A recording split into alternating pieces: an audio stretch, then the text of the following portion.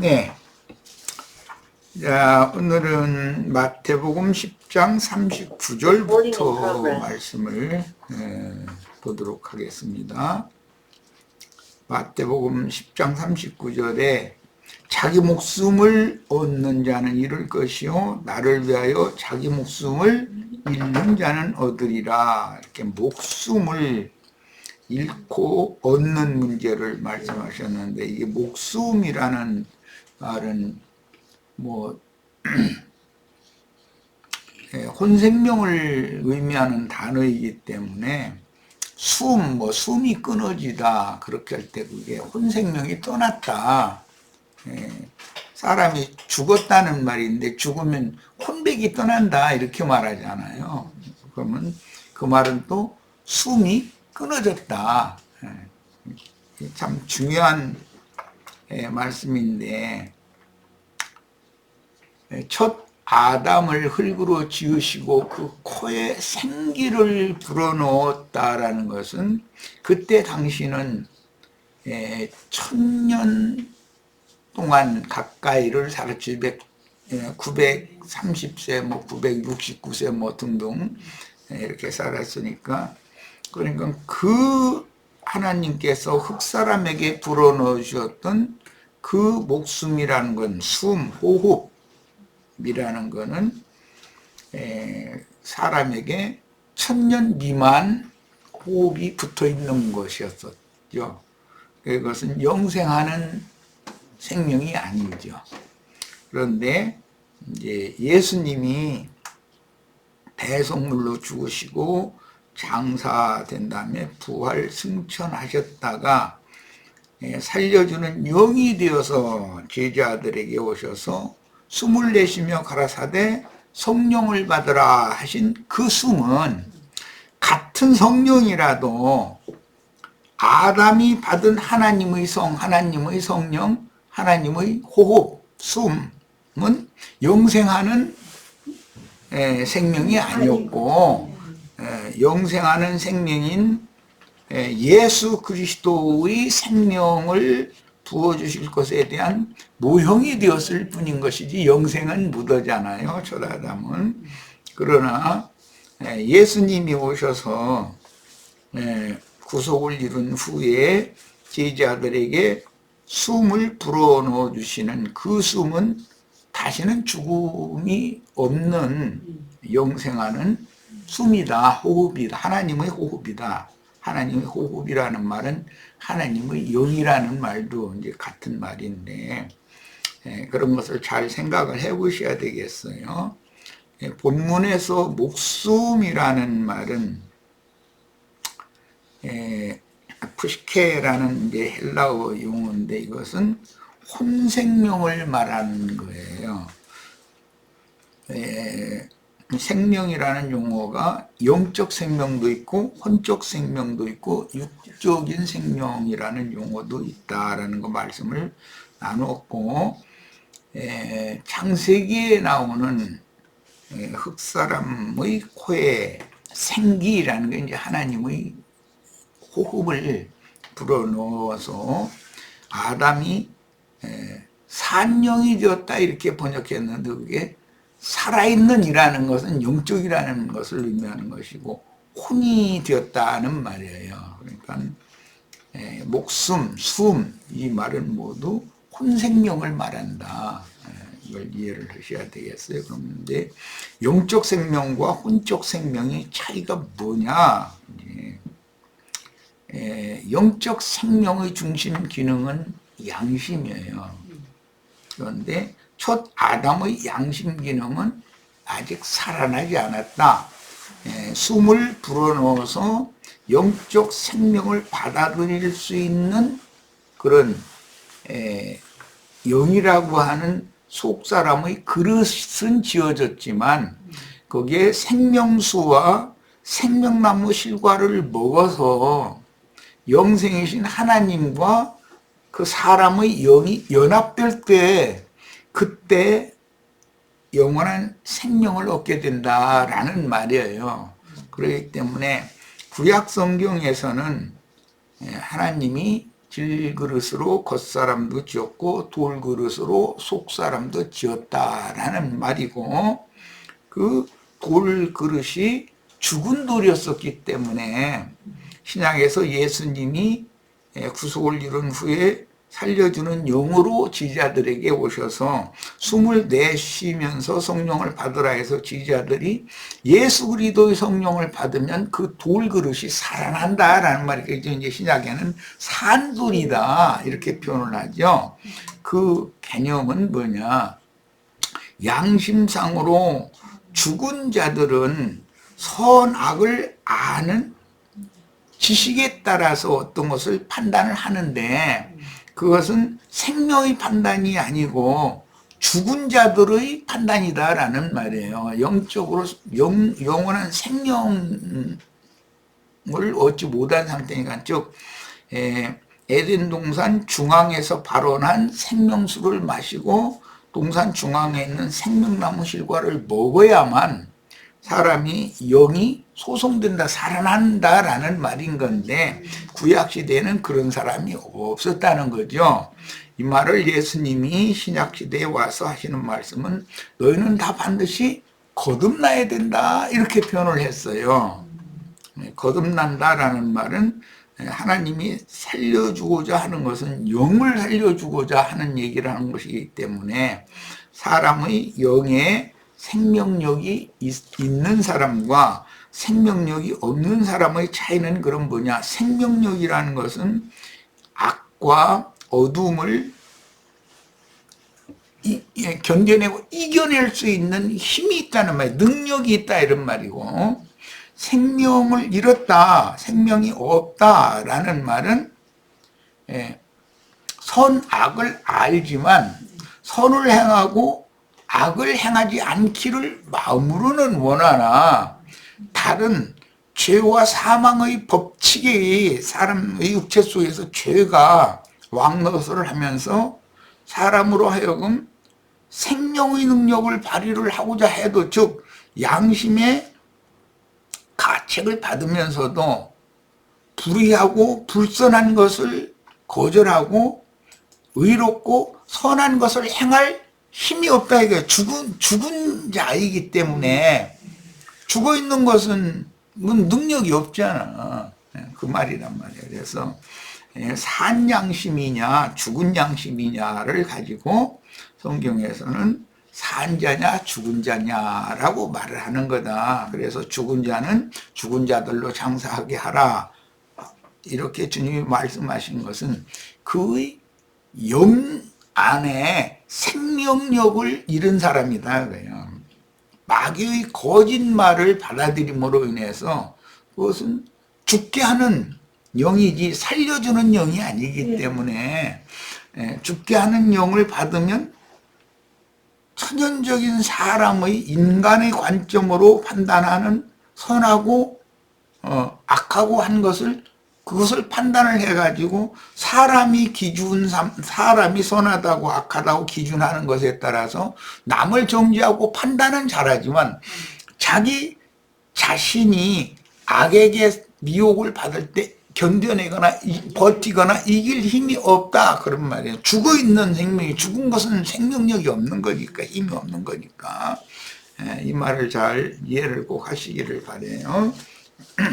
그런데 이런 것을 가르치는 것이, 가르쳐도 본인이 생명의 체험이 없으면은 머리로는 알 것 같은데 이해가 안 되죠. 그건 이제 경험이 필요해요. 그래서 내가 이제 가끔 이런 것을 지적을 하기 위해서, 누가 지나가다가 그 뭔가 뭐를 중요한 이제 물품을, 뭐 돈이라고 예를 들어요, 떨어뜨리고 본인도 모르고 그냥 갔어. 그런데 뒤따라오던 사람이 길거리에서 앞에 가던 사람이 떨어뜨린 것을 모르고 누가 이렇게 귀한 돈을 떨어뜨렸네 그러면은 사람이 바로 그것을 짚지를 않죠. 주위를 살피지. 왜? 내 것이 아니니까. 본성에서 이미 모든 사람은 그 마음으로 하나님의 법을 섬기고자 하는 그런 근성을 타고난다. 즉 영이 있기 때문에 양심이라는 것이 작동하기 때문에 그냥 썩박가서 주지로 묻은단 말이야. 예. 또 그걸 집어도 벌써 속에서 이미 이것을 내 거 삼을 것이냐, 이것을 집어다가 경찰서에다 갖다 줄 것이냐는 것을 결정하고 집었으면, 경찰서에다 갖다 주겠다고 집었으면 문제가 없죠. 그런데 아무 생각 없이 집으면 그것이 내 것 삼고 싶은 탐심이라는 것이 사람을 지배하기 때문에, 그러면 그때 벌써 전후 좌우를 살핀다라는 말은 경찰서에다 갖다 주고자 하는 마음보다는 내 것 삼고자 하는 마음이 앞섰기 때문에 사방을 쳐다보는 것이거든. 그런 걸 통해서 사람이 영이 거듭난 이후로는 이건 내 것이 아니니까 아예 쳐다보지 말든지, 내 거 아니니까, 그건 내 것이 아니니까 그냥 가든지, 아니면 그것을 집으면 경찰서로 가든지, 그것이 결정이 이미 됐어야 되잖아. 영이 살아난 사람이라면.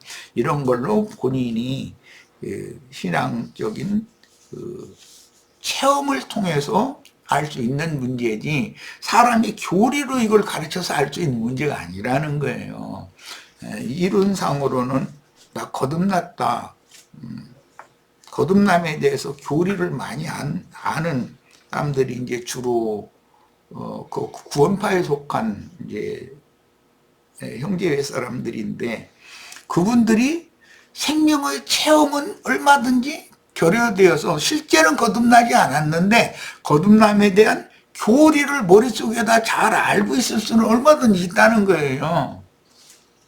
그리고 강대상에서 그럴싸한 설교를 잘 할 수는 있죠. 사람들을 늘 가르치고 할 수는 있어요. 그래도 실제적으로 그 사람이 거듭나지 않았을 수는 있잖아요.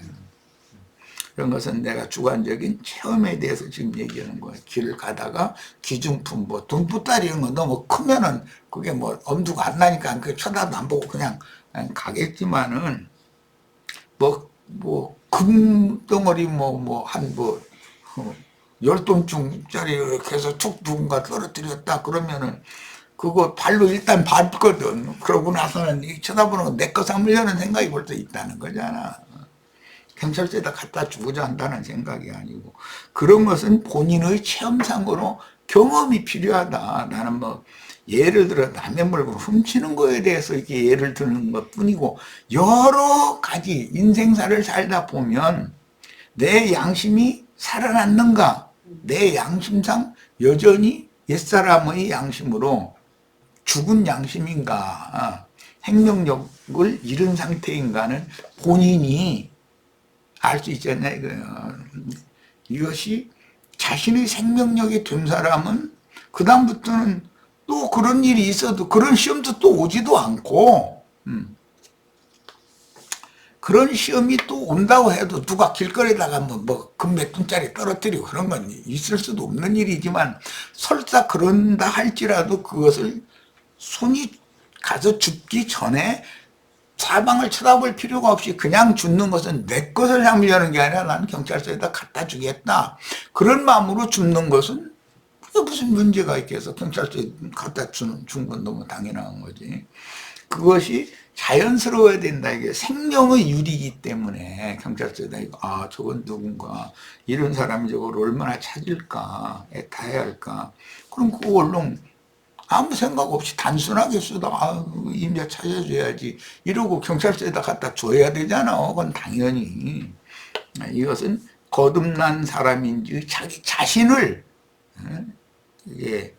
스스로 판단할 수 있게 하느라고 이제 이런 남의 물건을 훔치느냐, 임자를 찾아주느냐라는 것, 단순하게 이게 비교를 해서 얘기를 한 거예요. 여러 가지 경우가 있을 거예요. 거듭난 사람인지 아닌지는 자기 자신은 안다 이거예요. 성령께서 알고 자신의 양심이 안다 돼 있잖아. 고린도서에 보면, 전서에 보면. 성령을 속일 수 없고 성령께서 함께 하시는 양심인지, 성령이 함께 하시지 않는 옛사람의 양심인지는 자기가 알지 자기가 모른다고 하면 그건 말이 안 되는 거죠. 자, 그러므로 본문에서 영이 죽은 옛사람이 자기 생명을 잃는 경우는 영만 죽은 것이 아니라 육신에 있는 혼도 또 죽는다. 이것은 두 번 죽는 거죠. 죽고 또 죽는. 그것은 영원한 멸망에 떨어진다. 그런 말인데, 몸과 혼의 분류와 동시에 이거 이제 죽었다고 그러죠. 세상을 떠났다 이렇게 말하죠. 분류와 동시에 자기 존재, 즉 육적 자아, 영적 자아인 사람도 있을 거고 육적 자아로 사는 사람이 있을 거예요. 예.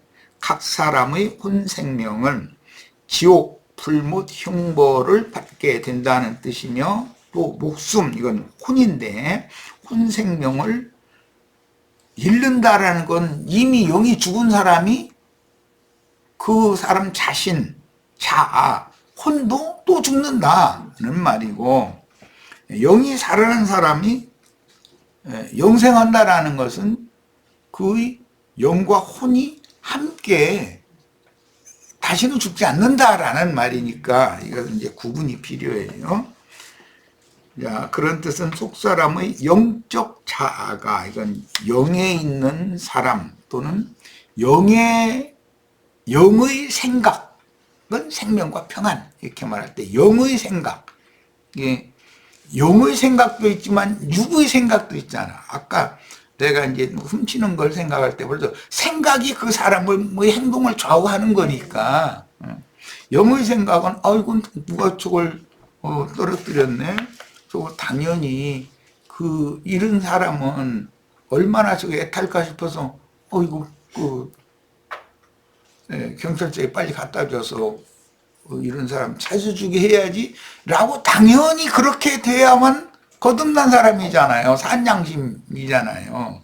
그런데 이것을 경찰서에 갖다 줘, 내 거 사모, 이거 망설일 때는 사망을 쳐다본다는 거예요. 그것은 벌써 나는 지고 들어가는 거죠. 마귀에게. 그것은 본인은 알 수 있다. 또 하나님은 속일 수 없으니까 하나님은 나의 양심을 다 들여다보고 계신 것이죠. 그래서 성령은 아시고 본인은 안다. 이렇게 돼 있다. 자, 몸은 반드시 무너지는 날이 일어나 몸에 살아있는 속사람의 존재 자체인 혼 생명은 소멸되어 없어지는 것이 아니다. 영에 있는 혼이거나 육에 있는 혼이거나 혼이라고 하는 것은 소멸되는 것이 아니다. 절대로.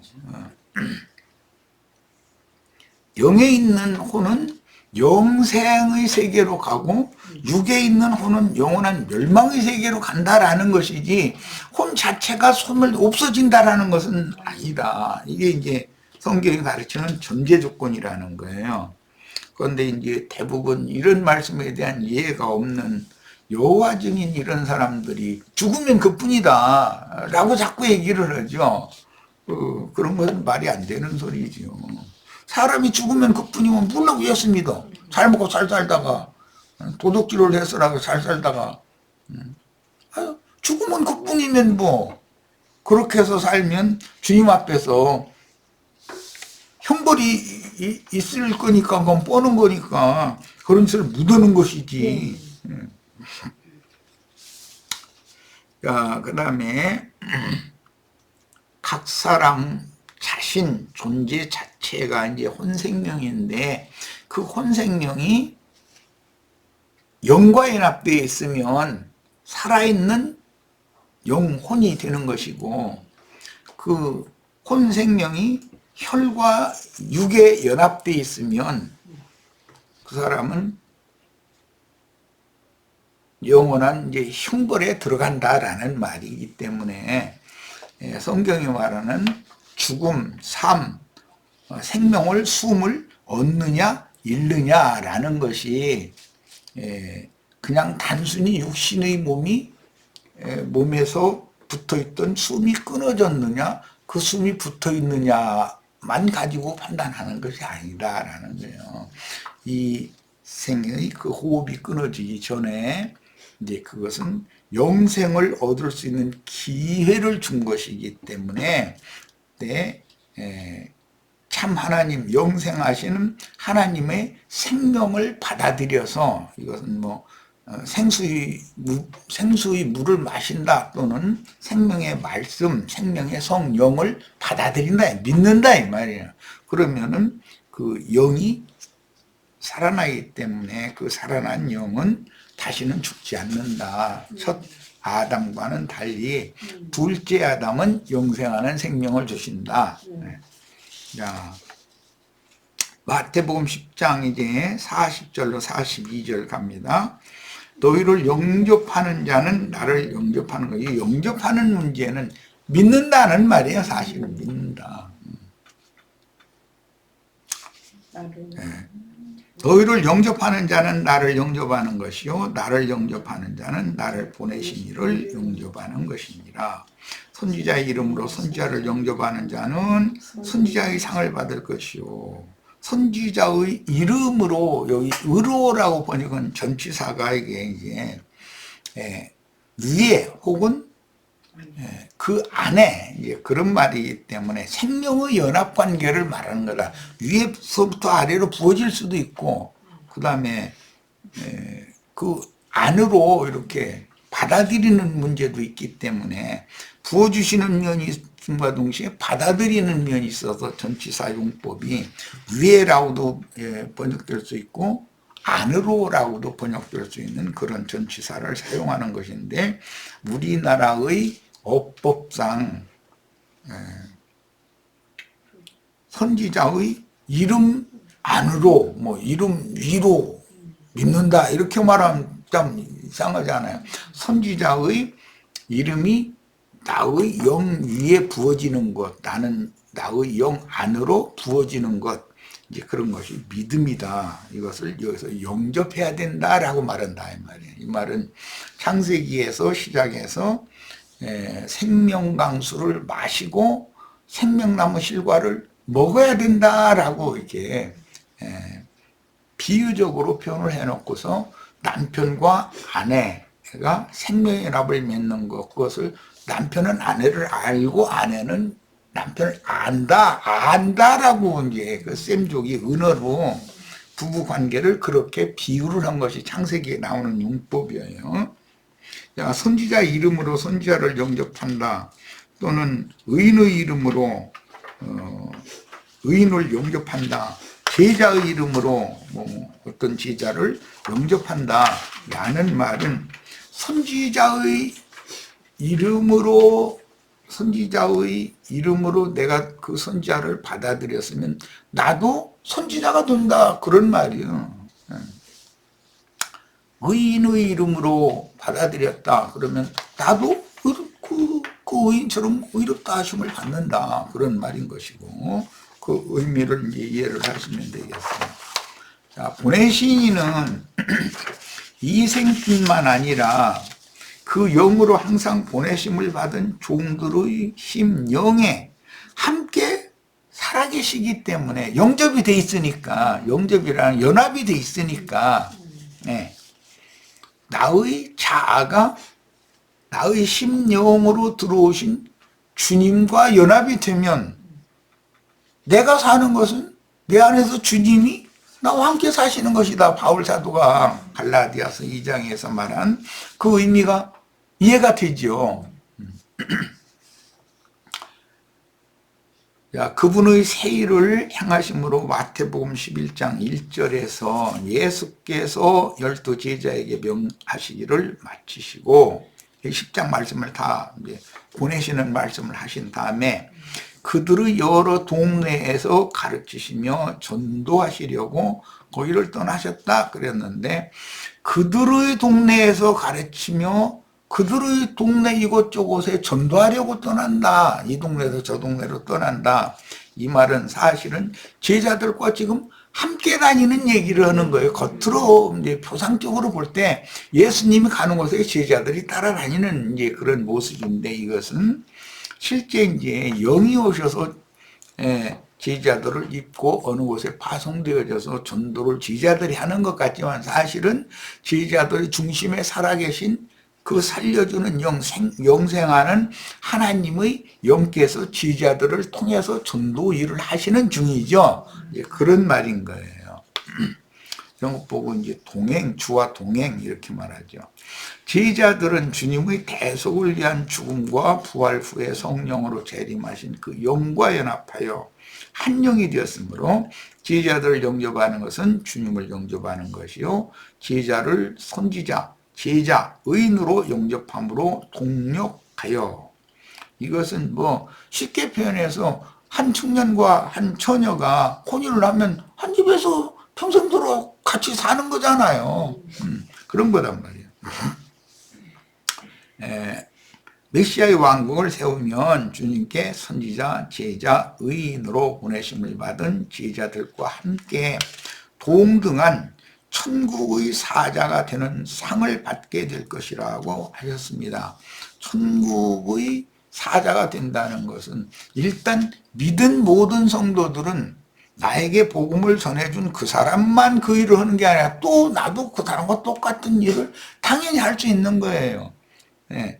왜? 그 제자들의 영을 주장하시는 주님이 그 전도를 받아들인 사람 속에 여전히 그 동일한 주님이 그 사람과 함께 사시니까, 네.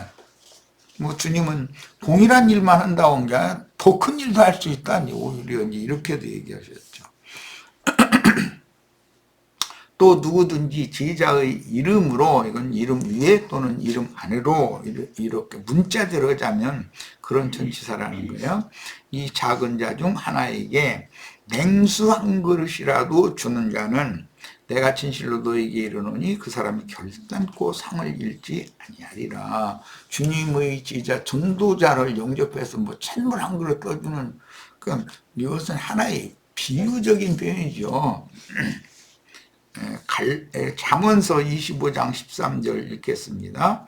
충성된 사자는 주님의 보내심을 받은 사역자라는 말이죠. 사자. 그를 보낸 이에게 마치 추수하는 날에 얼음 냉수 같아서 능히 그 주인의 마음을 시원하게 하느니라. 그래서 이건 뭐 잘 아시는 창세기에서 보면 아브라함의 종 엘리에셀이 밧단 아람 나홀 성에 가서 물질는 그 여자 리브가를 만나서 물을 좀 한 그릇 달라고 청했죠. 그런데 그 아브라함의 종, 아이고 그 이름이 엘리에셀에게만 준 게 아니라 엘리에셀이 타고 왔고 몰고 온 먼 길 다닐 때 이제 약대 낙타를 타고 다녔으니까 거기 짐도 싣고 그래서 그 낙타들도 먼 길 오는 등에 목말랐으니까 그것도 그 낙타에게도 물을 길어 주니까 아 이는 하나님이 내 주인의 아들을 위해서 예비한 여자구나라고 즉각 판단했다고 그렇게 했어요. 그 말은 목마른 사람에게 물을 길어주는 사람이라는 말의 의미란 말이에요. 그게 이제 그때 당시에는 상황이 그랬던 것인데 이것은 나중에 스가랴서에서도 나오는 말이고 요한복음 4장에 보면 예수님이 수가성에 물 길러 나온 여자에게 나에게 물 좀 한 그릇 달라고 청했죠. 그런데 그 여자는 리브가처럼 물을 떠서 준 것이 아니었었죠. 대화가 시작이 됐지. 그러니까 물을 주고 물을 마시고 한다는 말이 이제 영적으로 해석되는 것, 신약에서는. 자, 이제 차근차근 말씀을 상고해 나가겠습니다.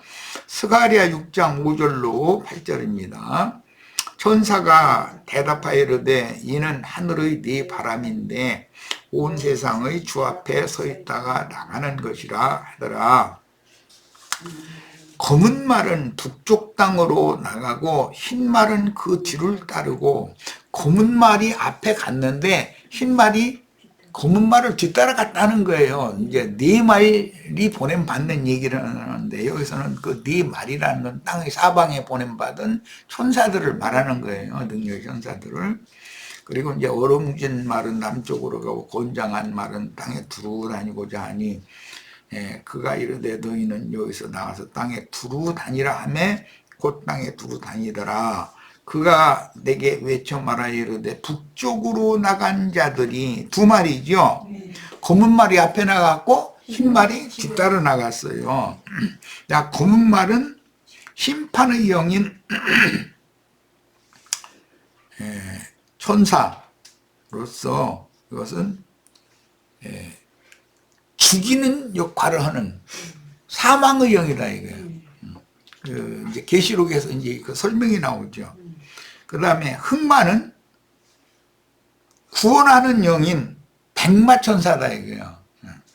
흑마는 죽이는 천사, 백마는 살리는 천사. 그러니까 흑마가 가서 옛사람 육에 속한 사람을 먼저 죽여놓으면 흑마가 뒤따라가서 백마가 뒤따라가서 죽은 자를 살려놓는 것이죠. 그럼 두 말이 하나님의 일에 쓰임 받는 거예요 지금.